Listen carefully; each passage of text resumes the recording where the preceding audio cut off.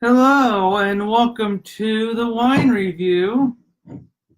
I'm Ryan the Wine Guy. I have a new character with us today. This is Quichi or Kichi, call her Quichi from Quichi Gorge from Vermont. Um, I got her at a well, the place is called VINS. I can't remember off the top of my head what that stands for. VINS, Vermont something. But it's basically a birds of prey um, sanctuary and rehabilitation center. So they have bald eagles, raptors, uh, different sorts of owls, and a couple different sorts of birds that they sort of help rehabilitate them.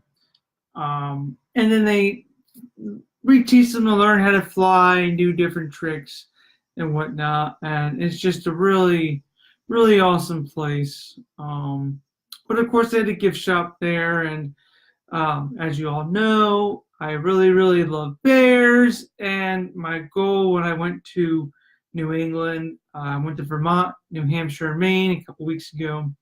My goal was to get a bear while I was there, and of course I came home with her. So this is Quichi, and we're going to be reviewing a rosé for you. This is Olema rosé from the Côte de Provence. So Olema is a domestic winery. They do make domestic wines, cabs, Chardonnay, Pinot Noir. So what they did with this, and I'm not 100% sure on this. This is just some of the research that I got. I believe what they did is either one of two things, and I'll try to do more research and let you all know in the description on YouTube, and then on Facebook I'll try to do a status. I think either one thing is they either have their own vineyard in Provence because this is a Provence rosé style, or they had Provence grapes imported to them and then bottled here. Either way, it has been imported by Amici Cellars.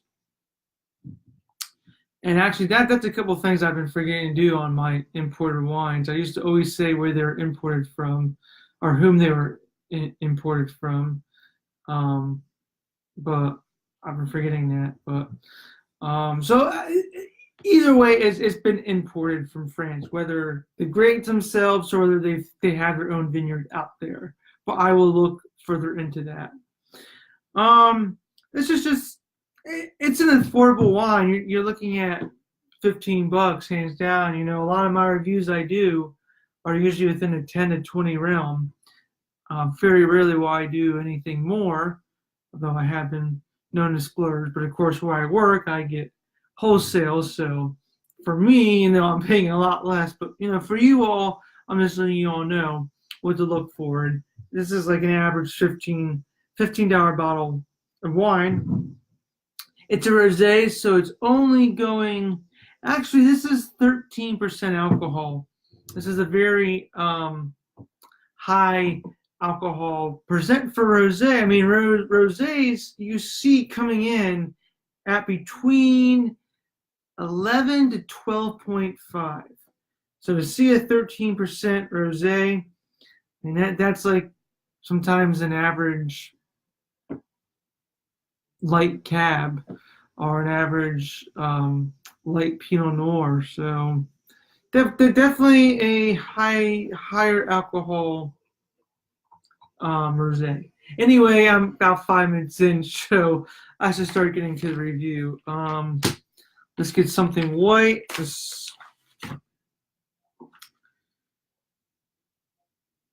So it's a rosé, so obviously it's very clear. A nice sort of pinkish coloring. Maybe maybe a little bit of salmon pink to its extent.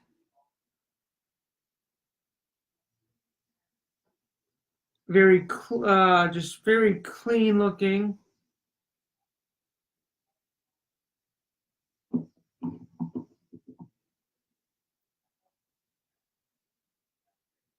Typical red berry notes you get from rosé. A little bit of strawberry, a little bit of watermelon.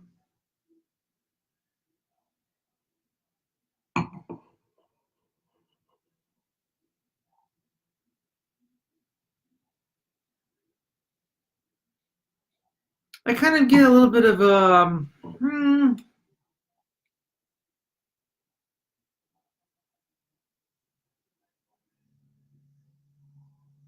I get a tingle peach note in there too. Not overpowering peach note, but a little bit of peach note.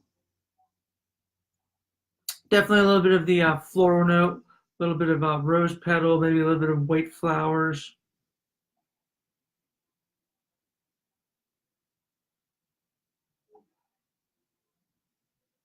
Very clean. But by clean I mean it smells fresh. There's nothing too stringent. There's no odor that's off. It just smells like what a rosé should smell like. Very clean, very crisp, very lively.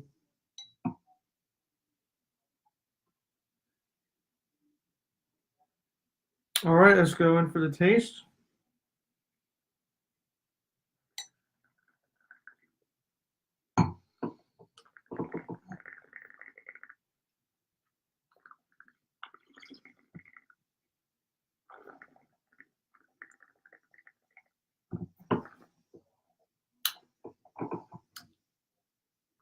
Wow, the very bright rosé. Wow.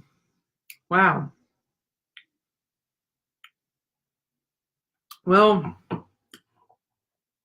I can tell you this. You can definitely tell that it does definitely have that higher alcohol in it. Probably by the finish. The finish, you kind of get this definitely a dry finish, but sort of like mild alcohol burn, but not in a bad way. But you can definitely tell it's like, wow, I can definitely feel it in the back. Good notes of those red berries, strawberries, and like I said, a little bit of that watermelon. Um, Kind of maybe getting maybe like a raspberry or cranberry sort of taste, maybe even both. I don't know. It's been a while that I've had either raspberries or cranberries, and to tell you the truth, they sort of taste the same to me in a way. Um,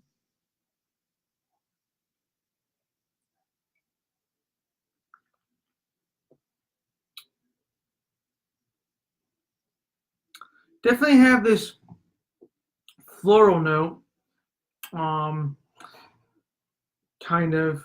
Uh, Not that I've ever ate a flower before, um, but you can sometimes just when you smell a flower, you can sort of almost get this big whiff of taste in your mouth. So I guess a good term would be bitter. There's a slight bitter note on this wine. Not to the point, like I said, not to the point where it's like, oh my gosh, that's terrible, but a slight sort of gentle bitter note, as if you were to have just stuffed a flower in your mouth and started eating it. So a slight bitter note. Um,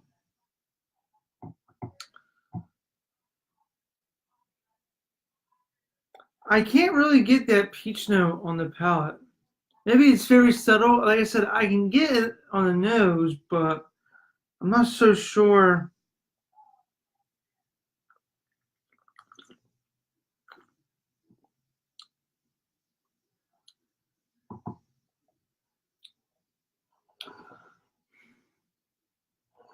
maybe very, very subtle. Really had to look into it. Like I said, I'm getting more of that mild bitter note from the flour that's in there. The finish definitely lingers on, and by the way, it's a very refreshing wine. A dry wine as well. I wanna make it known that the dry style. Most rosés, true good rosés, should in themselves be more drier, especially from Provence. A lot of people have this misconception about rosés being sweet, and they're correct if they're drinking white Zinfandel. Thanks to Robert Mondavi for destroying rosés for everyone. White Zinfandels are sugary, they're syrupy, they're sweet. Rosés from France, Provence are dry style. You have Tavel, which has a more fruit character on it, fruit forward character on it, but it's not overly sweet. You have Spanish wines that are D'Anjou, which are probably maybe the sweetest you'll get, or the most fruitiest you'll get. But typically rosés, Provence, French, are dry. So I want to make people know now that this is not a sweet wine at all. It has fruit to it, but it definitely has, like I said, a little bit of that bitter note, a little bit of that I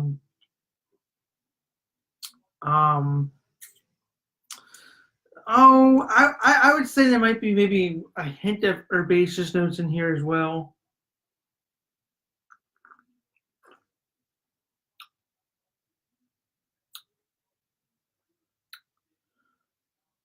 I guess that's a good term to use. Yeah, there definitely is a little bit of herbaceousness. I mean, you could definitely pair this with some cooked chicken, some cooked savory chicken. I think this would go well with that actually. Okay, well, so now getting down to the rundown. Again, it's the Olema Provence Rosé.